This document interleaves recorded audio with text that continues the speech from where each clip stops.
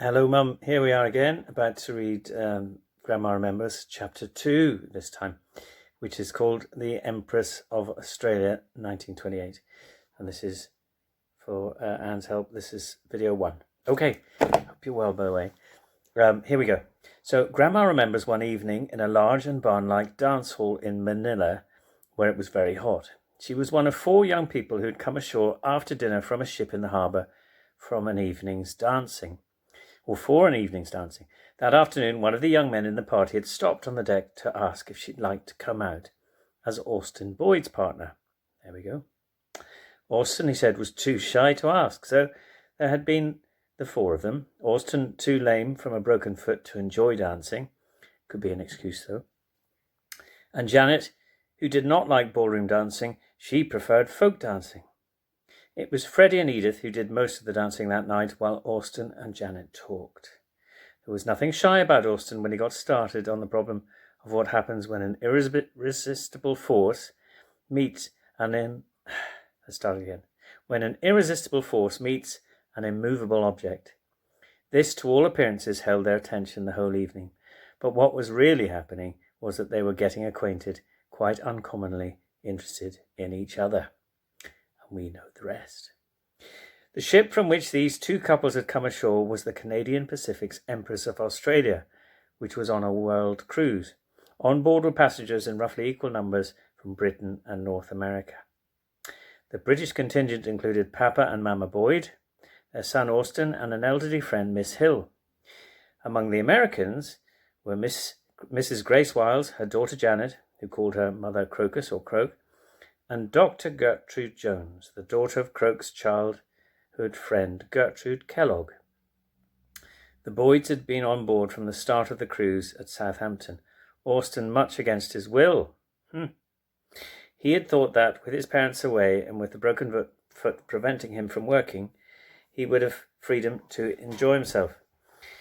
At that stage in the voyage, 2 of his sisters, Marjorie, recently married to Bob McKeown, and Olive, were also in the party.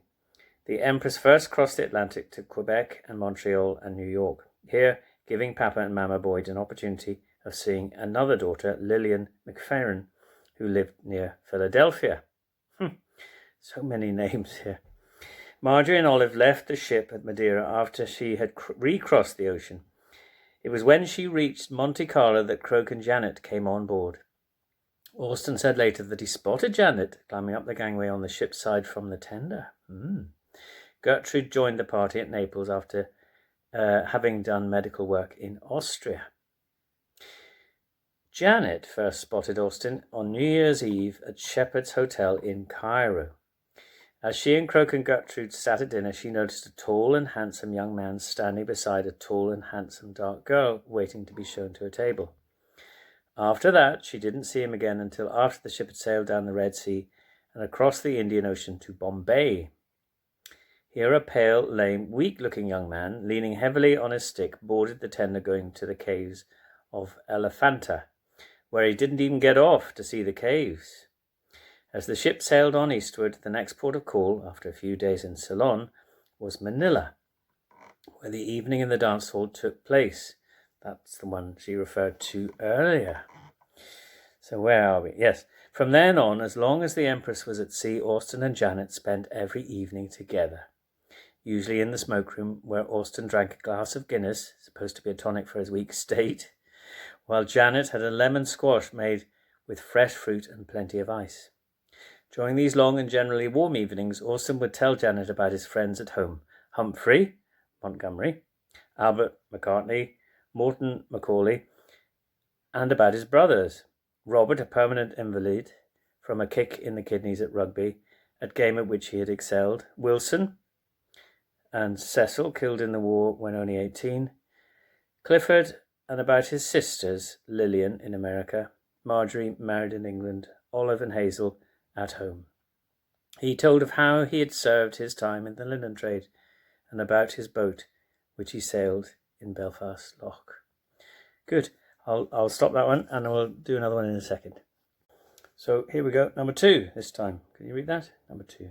That looks back to front to me. Anyway. The morning after the evening at the dance hall, the ship left for the Philippines, sailing towards Hong Kong. How long this took, Janet doesn't remember. What she remembers very clearly is how seasick she was all that day, lying in her deck chair, not daring to leave it even for lunch, which in the shape of a large baked potato with lots of butter was brought by a steward. The next day, or the day after that, in calm and sunny weather, the Empress docked at Hong Kong. On that day, the buoyed party went by car to Repulse Bay in the New Territories, not many miles away, for lunch. A large contingent of passengers in a fleet of cars did the same the following day. Croak, Janet and Gertrude were sitting in one of these cars when, to their surprise, Austen came up and asked if there was room for him to join the party. Very forward. The seat beside the driver became empty. He was urged to do so. Janet's recollections of that expedition are of the cold, as the group walked on the beach, taking photographs of each other. Grandma's next vivid memories centre on the visit to Peking. The ship, very early in the coldest morning she ever remembers, dropped anchor in a harbour off the Yellow Sea, off the Chinese coast, where the passengers embarked by tender and boarded a train for Peking. A long day's trip to the north and west. There was a stop for leg stretching during... Francesca's just come in to laugh at me. I'll just start this again. There was a stop for leg stretching during the afternoon at Tientsin, I hope I pronounced that okay, where as soon as the passengers stepped out onto the platform, they were besieged by sellers of cooked chickens. The birds, all a bright reddish orange, looking as though varnished. Very curious and enticing. As Janet put out her hand to touch one, her arm was firmly pulled back from behind. There was Austen saying, "Don't touch it!" So she didn't, although she couldn't imagine what harm it could have done. This was a long and tiring and very cold day, at the end of which all were glad to reach the warmth and cheer of a comfortable big hotel in Peking. Next morning, the sightseeing began, and included visits to such notable places as the Great Wall, the Winter Palace, the Empress Dowager's Summer Palace. But for Austen and Janet, Croak's dinner party at famous restaurant had a very personal significance. Croak decided that this would be a good opportunity for her and Janet and Gertrude to return some of the hospitality they had enjoyed on board from friends. So these friends, as well as others, were invited to a dinner of very special duck, served in a number of ways, one being as a course of skin only, reputed to be the pièce de résistance. Sitting at lunch in the large hotel room on the day of the party, or perhaps the day before, Croak, spying the boys across the room, suggested to Janet that she go over and invite Austen.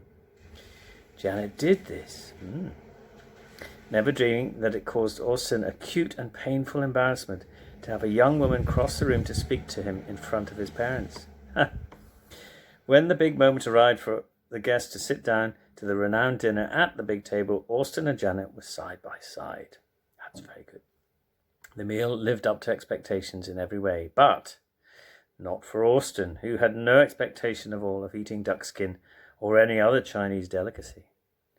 He sat the whole evening in non-eating gloom, which must also have been hungry. It was a sore trial for a young Ulsterman who had never been further from home than the Isle of Man or London. Funny. So the last part, the third, number 3. Okay. Fortunately, this, for him, unhappy evening didn't dampen Austen's attention to Janet, as was proved the next day on the train that took the passengers back to the ship. Janet, exhausted by the activity in Peking, had curled up on the seat and gone to sleep. Half asleep, half awake, she felt herself being gently covered up and wondered if it was being done by Mark, an older man of the party who had taken her up the peak in Hong Kong. She felt a thrill of happiness when, on waking, she learned that it had not been Mark but Austen. Never did a ship appear more welcoming than the Empress when the weary travellers from Peking boarded her again at her anchorage in the Yellow Sea. One of the most memorable incidents of the whole cruise for Austen and Janet occurred in Japan, when quite a large group of young people had booked a room in a Tokyo restaurant for an evening out. They were conveyed in rickshaws, each holding one person. When rickshaws deposited their passengers at the restaurant, there was no sign of Austen. Oops. When all was seated on the floor of the big upstairs room, he was still not there, and his empty seat was never taken. It was nevertheless a happy evening with lots of fun. The meal was served by the most attractive geisha girls. Toward the end, they knelt down beside each other, each guest in turn making comments to each other in Japanese about him or her, twittering and giggling all the time. And when they came to Janet, they said what sounded like Gooey, Gucci, Mary Pickford. Gooey, Gucci, Mary Pickford, repeating it over and over. On returning to the ship after dinner, a very dejected Austen was found. His rickshaw man had set him down at the wrong restaurant, where Austen, not knowing what else to do, had sat down to a lonely and miserable meal, unable to manage the chopsticks and terrified of all the little geishas who tried in vain to cheer him up.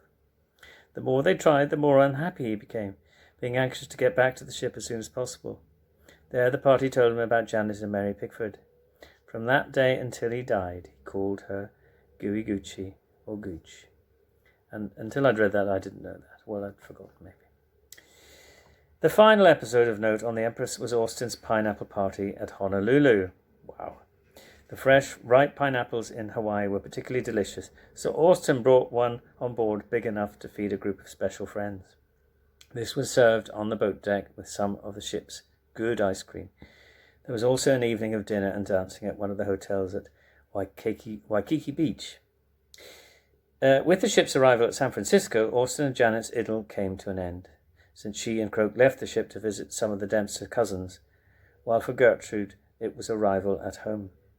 Austen and his parents continued on board through the Panama Canal to New York, where Austen disembarked to go to visit his sister Lillian. Papa and Mama and Miss Hill continuing to Southampton.